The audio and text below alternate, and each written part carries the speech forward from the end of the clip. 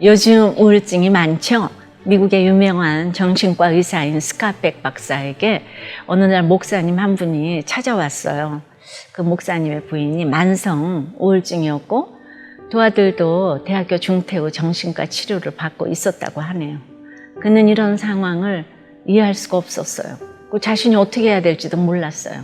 그래서 목사님은 말했어요. 나는 최선을 다해 가족들을 섬겼어요. 열심히 일해서 두 아들에게 차를 사주었고 오페라가 죽도록 싫어도 아내를 위해서 같이 관람도 했어요. 내가 얼마나 애를 썼는지 아세요? 목사님은 가족을 제대로 돌보지 않았던 자신의 아버지를 미워하면서 그와는 반대로 살기 위해 안주나서나 가족을 챙기는데 온 힘을 쏟았어요. 그런데 목사님의 가족은 왜 이렇게 아프게 되었을까요? 죄의 가장 보편적인 정의는 표적을 빗나가는 것입니다. 정해진 표적에 못 미쳐도 죄이고 지나쳐도 죄입니다. 죄는 교만의 형상으로 나타나고 가면을 쓰게 하고 상황을 직시하지 못하게 합니다. 자기 자신도 모르게 죄를 짓게 되는 거죠. 목사님은 가족을 사랑한다는 것이 무엇인지 제대로 알지 못했어요. 무조건 배려하고 도와주고 희생하는 것이 사랑이라고 착각하고 산 거죠. 내 열심으로 사랑하려니까 본인도 가족도 병이 든 것이에요.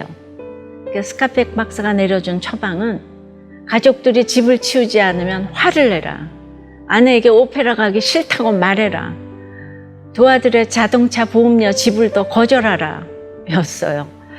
평생 착한 남편, 좋은 아빠로 불리다가 이 나쁜 사람이 된다는 것은 그에게 결코 쉬운 일이 아니었을 것이에요.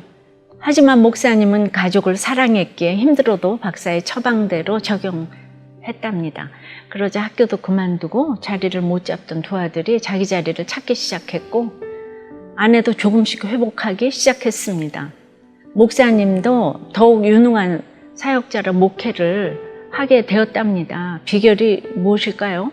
착한 남편, 좋은 아빠라는 이미지에만 최선을 다했을 때는 자유함이 없었지만 자기 방식대로의 사랑을 버리고 무엇이 가족을 위하는 것인지 생각하고 실천하니 화를 내도 자유하고 거절해도 자유하고 그러니까 글쎄 가족이 회복되었다는 것이에요.